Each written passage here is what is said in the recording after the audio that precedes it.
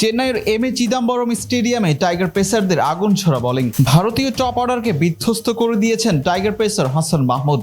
রোহিত শর্মা, বিরাট কোহলি, শুভমান গিলদের একাই ধসিয়ে দিয়েছেন হাসান। পাকিস্তানের বিপক্ষে যেখানে শেষ করেছেন টাইগার পেসাররা, সেখান থেকেই যেন শুরু করলেন চেন্নাইতে। চিপাকে প্রথম দিনে প্রথম সেশনে ভারতীয় ব্যাটারদের উইকেটে দাঁড়াতেই দেননি হাসান।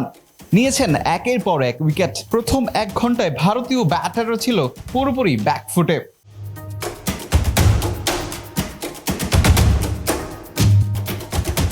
ইন্ডিয়ান ক্যাপ্টেন রোহিত শর্মাকে দারুণ এক ডেলিভারিতে আউট করে সাজঘরে ফেরান হাসান।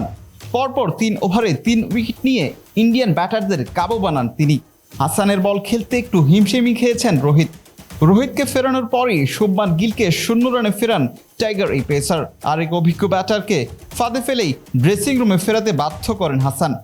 আউটসাইড অফ স্টাম্পের বাইরে ড্রাইভের বল খেলতে গিয়েই লিটনের কাছে ক্যাচ দিয়ে বিরাট ফিরে যান ড্রেসিং রুমে।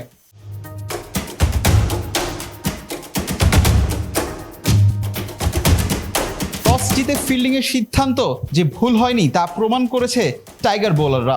আগেই জানা ছিল এসজি বলে পেসাররা শুরুতে কোকাবুরা বলের মতো সুইং পাবেন না। সেখানেই পেসারদের লাইন লেংথ ছিল চোখে পড়ার মতো। টাইট লাইন লেংথের কারণেই উইকেট দিতে বাধ্য করেছেন বাংলাদেশি বোলারদের। বিলাল হোসেন শিমুল, পিটি আর্কাইভ।